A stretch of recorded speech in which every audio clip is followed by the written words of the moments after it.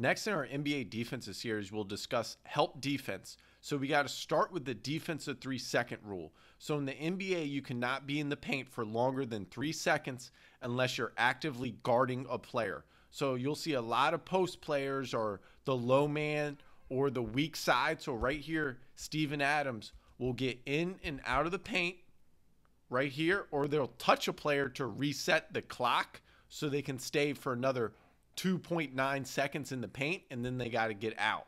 So you can see Steven Adams just reset it right there when he got in and out of the paint.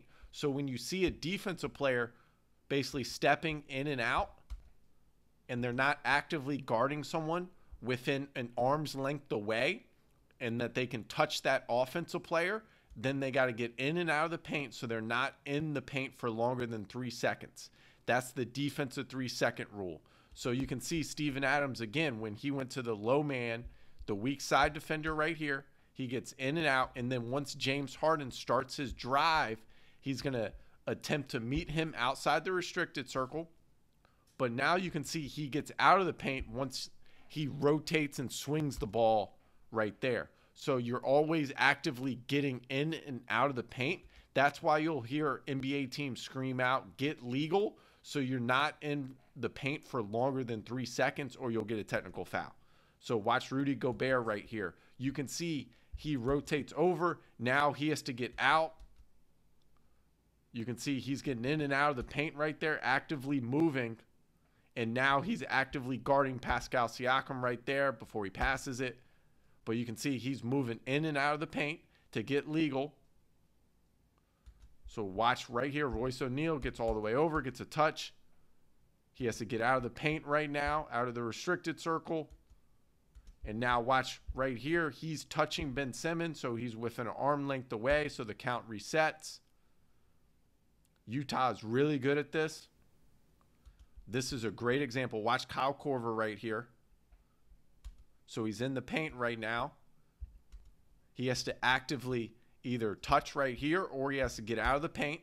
You can see he touches right there and he gets a step outside so the clock can restart.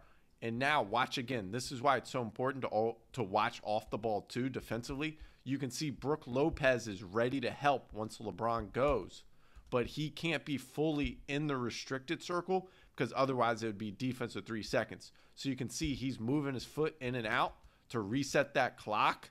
And then once LeBron goes, he's going to fully rotate over to help. Something else you'll see from offensive players is, especially when they catch it in the mid post here, is they'll try to time up when that player's leaving the paint to then drive so they can have a clear alley or clear lane to finish at the rim. So they'll be also watching this defender right here to when they turn to get out of the paint so they can quickly drive.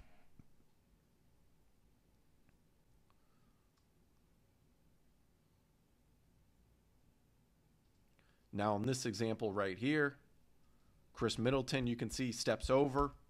Now he's got to get out of the paint to reset that clock. Now he can step in right there to help because it's an active offensive player in the paint. He's an arm length away. Now you got to rotate over to the shooter.